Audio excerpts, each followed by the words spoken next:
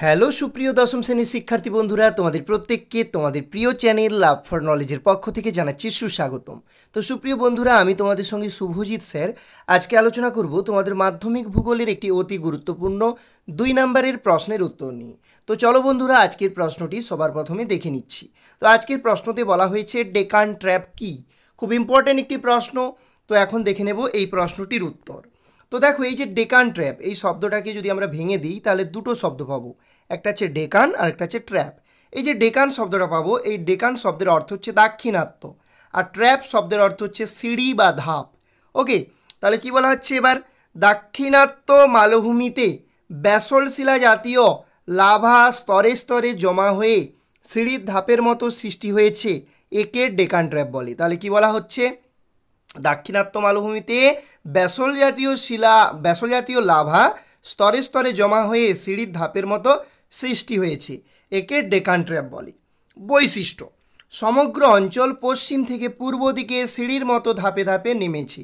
তাহলে সমগ্র অঞ্চলটা পশ্চিম থেকে পূর্ব দিকে সিঁড়ির মতো ধাপে ধাপে নেমেছে। তাপ্তি গোদাবরী নদী উপত্যকা অঞ্চলকে ব্যবিচ্ছিন্ন করেছে।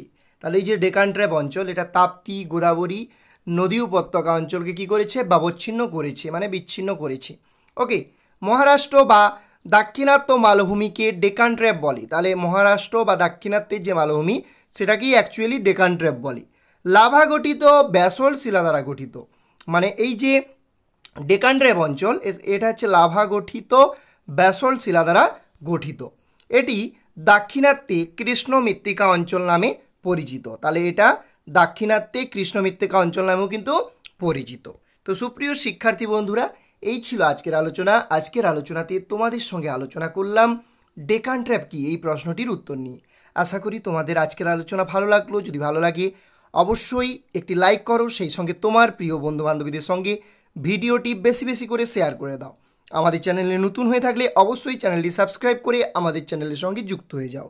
তোমাদের প্রত্যেককে অসংখ্য অসংখ্য ধন্যবাদ ভিডিওটি শুরু থেকে শেষ অবধি দেখার জন্য। জয় হিন্দ, জয় ভারত।